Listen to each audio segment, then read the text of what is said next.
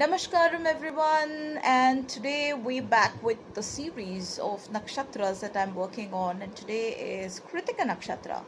Krittika Nakshatra is 2640 Aries to 10 Taurus, okay, degree wise.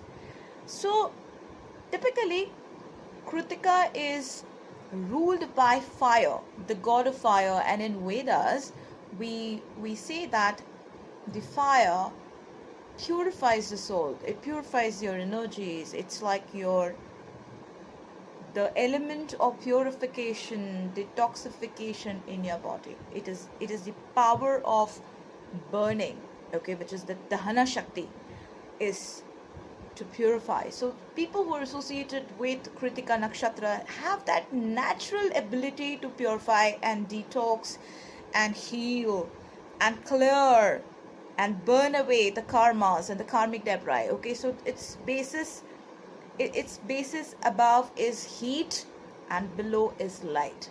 So when you burn something which is negative in nature, you automatically come towards light, and the result of this is burning towards purification.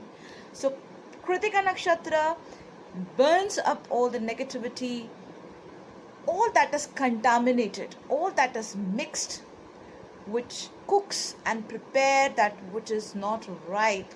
Okay, खाना बनाते हैं ना आप अग्नि में, तो everything which needs to be cooked to make it more tastier.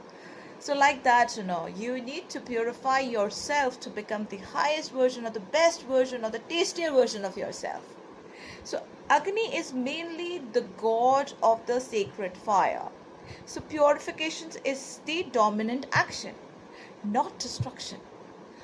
Though purification does involve the destruction of the impurity, but Agni is also a real source of the energy, fire that cooks your food. So there is a nourishing side to it as well. Hence, the people with Krittika Nakshatra would be very good in destroying the impurities of not just your body but of the other person, also giving a healing impact. So this fire has a very childlike nature. The transformative power of Krittika is evident.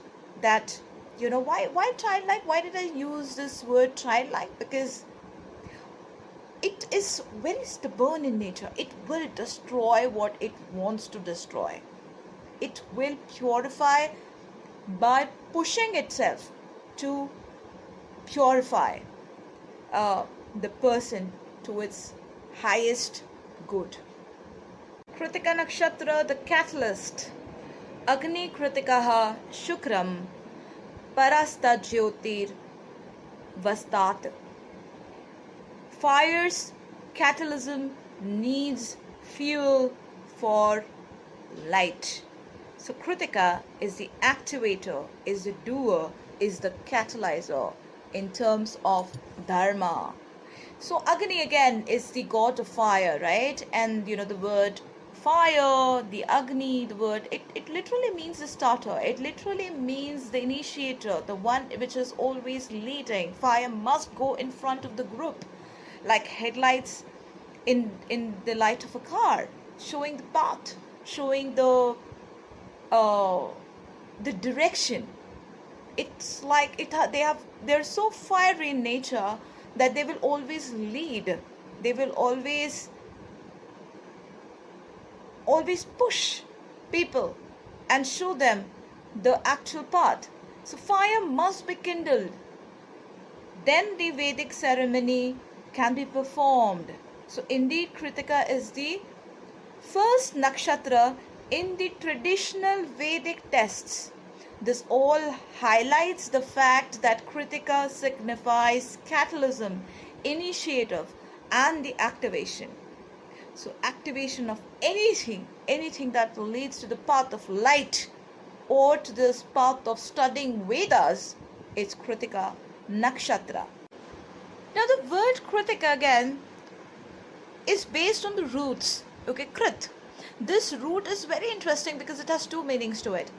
And the first meaning is to activate, to do something, to accomplish, to create. That is, of course, the beginning of things. And on the other hand, it also means to cut, divide, tear, and destroy. So Krittika Nakshatra has two meanings to it. So how can this be possible with Krittika Nakshatra? What exactly is Krittika trying to indicate over here? Very simple. How do you get an energy? Okay, you get an energy from a fuel source. So how do you release that fuel from its source? By cutting, breaking, splitting, opening. Like for example, when you're eating your food, it releases a certain energy, but the food is destroyed in the process. So burning wood releases heat and light, but the wood is reduced to ash. Splitting an atom releases tremendous light and heat, but the atom is destroyed in the process. So the word Krittika informs us that we are dealing with a sharp and energetic nakshatra. It is not a fragile one. It is not a gentle one. It will destroy you, throw you apart, break you, slash you, destroy you in every possible way, burn away all your impurities and bring you to light. So you are an activator if you are a Krittika Nakshatra, and you have also the ability to destroy something which is not purposeful in nature. At the beginning of this video, I mentioned a shloka which said, Agneya Kritikaha Shukram Parasturjo Tirvastata. Why are we using the word Shukra over here? Because Shukra indicates the fuel. It is that object that contains energy. The word often is associated with hum and glow of the body. You've heard about this bija, hum, hum. That is the power to burn. That is the power of fire. Okay, so the same is associated with the energetic objects of Krittika Nakshatra. The word is used as a name of Venus because Venus glows brightly, and the word also represents a reproductive fluid, because such fluids are, they are considered to be energetic, the energy of life in itself, like the Kundalini Shakti, right? So the word Jyoti indicates active manifestation, energy that mostly is light in nature. So fuel has a glowing aura. When the energy creates that aura is released, it shines more brightly in the form of Jyoti. So Krittika is sharp, is brilliant, is active, is energetic, but unsympathetic and cutting. Means it will destroy everything which is not important. Okay, and it can be extremely brutal in nature, but this is important sometimes, because when you put in too much of emotions into something, you're not able to discard the negatives from yourself. So Krittika can make you a little harsh in nature, but that is sometimes very important. So it is objective to activate that energy, but this makes it harsh and unsympathetic. Just like Kundalini Shakti, when it awakens, it might be a little harsh in nature because it breaks through all your energy centers, clearing all your debris, clearing all your karmic cords, and giving you a divine light which is very serene. So after that destruction happening in your system, in your body, you reach that point of serenity. But that process, when it is happening, can be extremely painful and full of sufferings. So again, when it comes to giving inspiration, when it's time for you to give motivation, energy is required. But then that energy can be extremely harsh, brutal, because Krittika Nakshatra can be extremely honest in nature. They will always speak the truth. Hence, that brutality in the voice. Hence, there can be less of gentility in the voice, or less of sympathy in the voice. Okay, sharp, harsh, and destructive planet functions very well in Krittika Nakshatra. Like for example, the Sun and the Mars. Okay, so this indicates a very high metabolism. Okay, an excellent capacity to digest food and sources of inspiration. What you digest is the reality of life.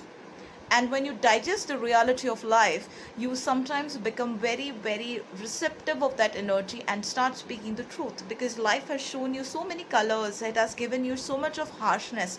But Krittika Nakshatra is like that phoenix that has grown from the ashes. You've fallen too many times, but you have always grown out as a phoenix, inspiring people, motivating people through your experiences.